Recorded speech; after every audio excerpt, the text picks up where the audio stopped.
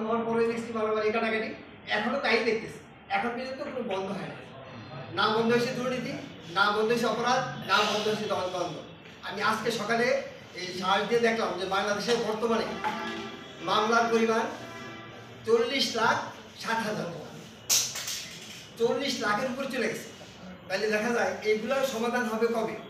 যদি এখানে আমি একটা বইয়ে আমি লিখছি এখানে যে কিভাবে আমরা খুব কম সময় দুই পক্ষকে আমরা কিভাবে সংশোধন করতে পারি, খুবই কম সময়ে আমরা এটা সম্ভব। এটা হচ্ছে আমি যদি আরো ডিসকাস করে আমি যদি বলি, সেটা হচ্ছে দুই পক্ষ, মনে করি আমরা স্বামী স্ত্রী রাখছি, হইতে পারে স্বামী স্ত্রী আমরা হয়েছি জন রাখছি, কিন্তু স্বামী চিহ্নিত করবে 10 জন 20 জন মানুষকে, যে সে যদি মীমাংসা করে দেয় তাহলে মেনে যাবে।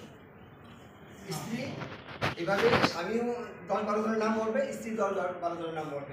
এখানে যে কমন পিপল যারা থাকবে, কমন হয়ে যাবে, যে হয়তো দেখা যায় 3 জন 4 জন পাওয়া গেল, এখানে সমস্যাগুলো দেখা হবে, এটার ভিতরে তারা জরিপ করবে, জরিপের যে রেজাল্ট হবে 2 জন মেনে যাবে।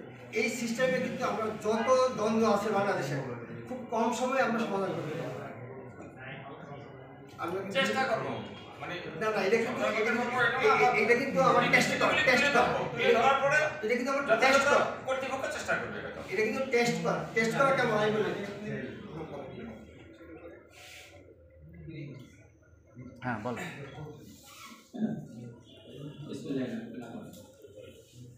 সভাপতি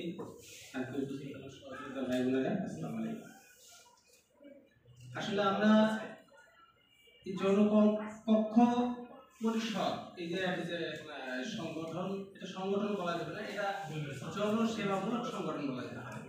এটা হলো অলাভজনক, অরাজনৈতিক। আমি নিজে ব্যক্তিগতভাবে একজন ইঞ্জিনিয়ার, আমি সামরিক বাহিনীর সাথে দীর্ঘদিন জড়িত আছি।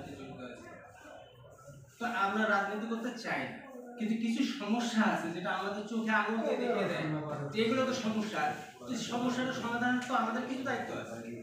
চেষ্টা তো করতে পারি, সমাধান করতে না পারি, অন্তত চেষ্টা তো করতে পারি।